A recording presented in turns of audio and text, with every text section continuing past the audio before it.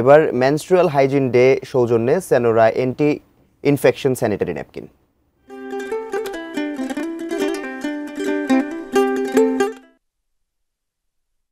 জনসচেতনতা বাড়াতে প্রতি বছরের মতো এবারও পালিত হচ্ছে বিশ্ব মাসিক স্বাস্থ্য দিবস। যদিও দেশে মাসিক নিয়ে সচেতনতার অভাবে নারীদের প্রজনন স্বাস্থ্য ঝুঁকি বাড়ছে। বিশেষজ্ঞরা বলছেন, সমস্যা সমাধানে প্রয়োজন সামাজিকভাবে সচেতনতার জোরদারের পাশাপাশি পরিবার ও স্কুল পর্যায়ে স্বাস্থ্য সুরক্ষার বিষয়টি নজরে আনা। জনশুমারির তথ্য মতে দেশের জনসংখ্যা 17,15,90,000, যেখানে নারী 8,73,90,000 এবং পুরুষের সংখ্যা 8,42,00,000। হিসেব বলে পুরুষের চেয়ে নারীর সংখ্যাই বেশি। অনুপাতের হিসেবে প্রতি 100 নারীর বিপরীতে পুরুষ সংখ্যা 98। যদিও বিশাল এ জনগোষ্ঠীর জন্য অপ্রতুল অনেক সেবাই।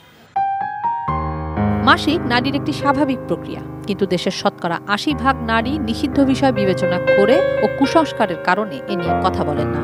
যদিও মাসিক ব্যবস্থাপনা সরঞ্জামাদি, নারীবান্ধব টয়লেট ব্যবস্থা, মাসিক সম্পর্কিত স্বাস্থ্য সচেতনতা না থাকায় তারা প্রতিনিয়তই পড়ছেন স্বাস্থ্য ঝুঁকিতে। কোনো ব্যবস্থা নিতে পারছি না, যদি আমি বাসা থেকে ব্যবস্থা না নিয়ে আসি, একটু ব্যবস্থা যদি এখানেও থাকতো তাহলে একটু সুবিধা হতো। পাবলিক টয়লেট বলতেই যে খারাপ হবে ব্যাপারটা, এই কনসেপ্টটা একটু চেঞ্জ করতে হবে আমাদের।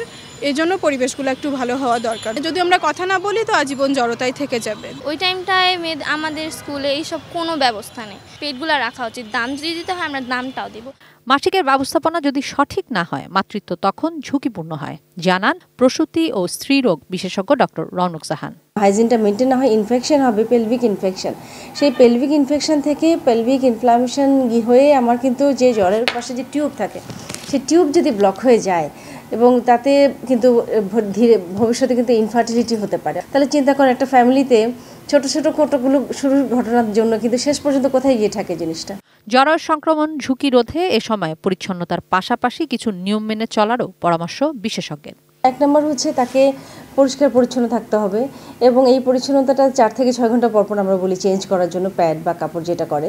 এবং চেঞ্জ করার পাশাপাশি তাকে যেটা করতে হবে, হালকা ব্যথা হতে পারে সেটাকে সে খুব কষ্টকর একটা কিছু মনে না করে যে পেইনটা টলারও করতে হবে, আবার বেশি পেইন হলে সে একটু গরম শেক দিতে পারে, গরম দুধ খেতে পারে, হালকা ব্যথার ওষুধ খেতে পারে। হ্যাঁ, অন্যান্য সবসময় যদি হালকা একটু ব্যায়ামের মধ্যে থাকে। আজকাল আমাদের ছেলে মেয়েরা একদমই স্কুলের গণ্ডিতে, বাসার গণ্ডিতে থাকার ফলে ভিটামিন ডি এক্সপোজার নাই, একদমই তাদের এক্সারসাইজ নাই, কিছু স্কুলে গিয়ে বসতেছে, স্কুল থেকে বের হয়ে আসতেছে, পরিবার থেকেও অবহেলা হয়, স্কুল থেকে অবহেলা হয়, মেয়েটা বোঝেই না যে এটাকে অনেক বেশি কেয়ার করতে হবে এবং তার জন্য তার জীবনে কত ক্ষতি হয়ে যেতে পারে।